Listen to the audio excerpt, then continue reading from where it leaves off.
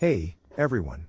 If you're tired of those annoying iPhone is too close or iPad is too close alerts that keep popping up and blocking your screen, you're in the right place. In today's video, we'll show you a quick and easy way to disable or turn off these alerts so you can enjoy your device without any interruptions.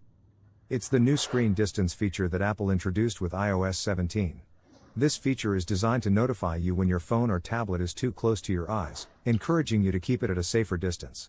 However, if you find these alerts more annoying than helpful, here's how you can turn them off. To turn off this settings, open Settings on your mobile device.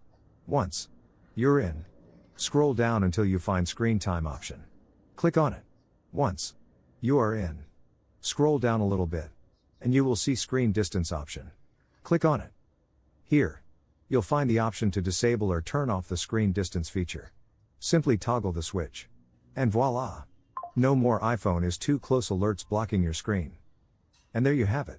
If you found this video helpful, don't forget to give it a thumbs up, and subscribe to our channel for more useful tips and tutorials. Thanks for watching.